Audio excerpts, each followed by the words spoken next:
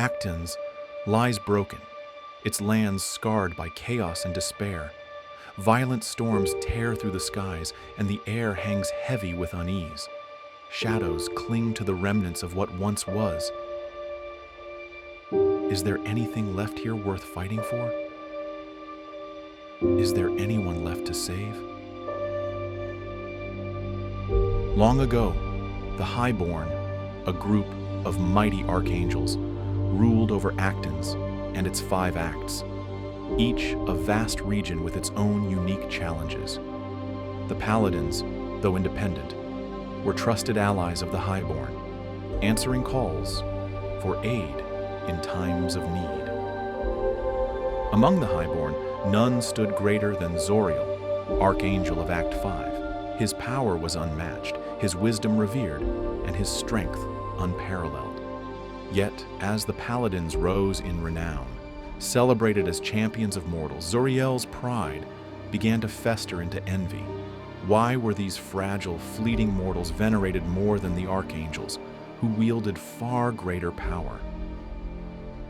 Zauriel's growing bitterness twisted his perception of the Paladins. Their independence seemed like arrogance, their victories felt like subtle challenges to the Highborn's authority. He whispered accusations in council meetings, planting seeds of distrust among his peers. Over time, his envy grew into paranoia. Where others saw bravery, Zauriel saw insolence. Where others saw honor, he saw ambition.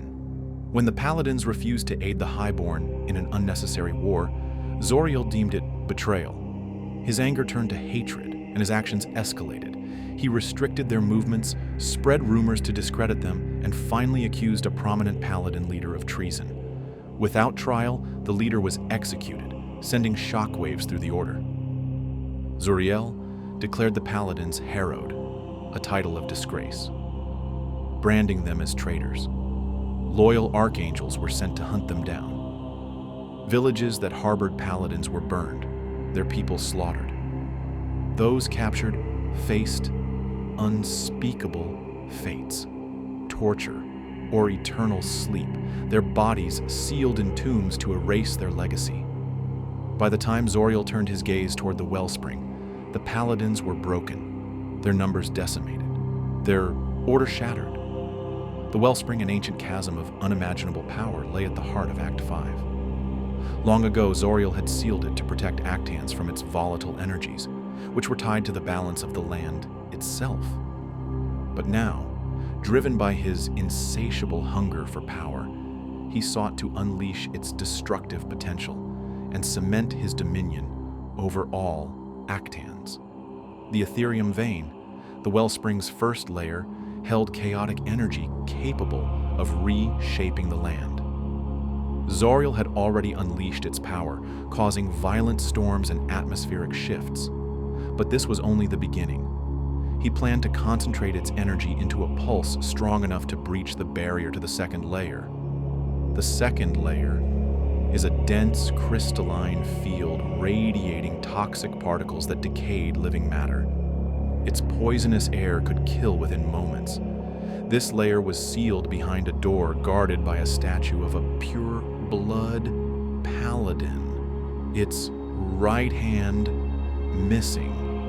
When Zauriel attempted to destroy the statue to gain access, a curse fell upon him, twisting him into a demon archangel. Yet even this did not deter him. He became obsessed with finding the right hand of a living pureblood paladin, believing it the key to bypassing the seal and controlling the second layer.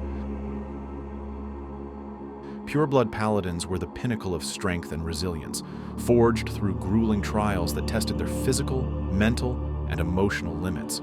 From a young age, they were trained to endure hardship, fortifying their minds and bodies to become nearly immune to fear and despair.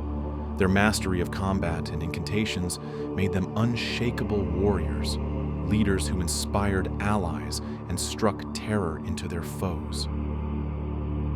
Zauriel's goal was not just to destroy the Paladins, but to erase their legacy entirely. To him, their independence and glory undermined the authority of the Highborn. His vision was purely a power grab, an obsessive quest to rule a world reshaped by his will. In his eyes, this was not destruction, but salvation. A world purged of weakness and disloyalty, ruled solely by his might, where no one could challenge his supremacy. Among the Highborn, one dared to defy Zauriel. Starborn, once his trusted ally and counselor, saw the shadow of corruption creeping through her kin and chose exile over complicity.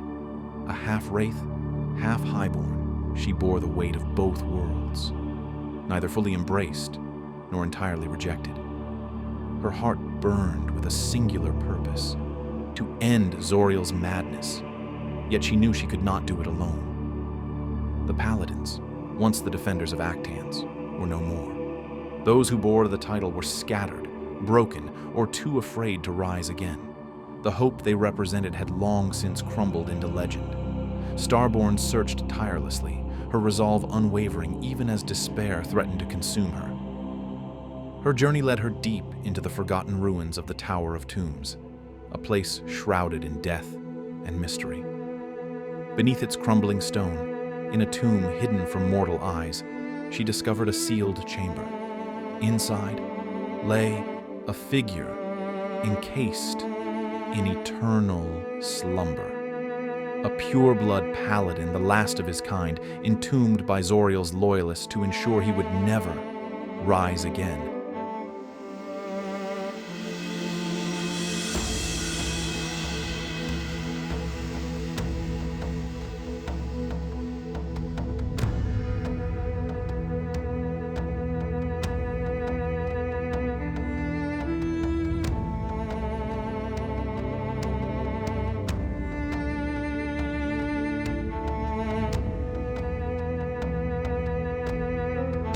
O Paladin, rise again. The world is in ruin, and your time has come. Awaken, bearer of light, and stand against the shadows. Actans calls for its forgotten champion.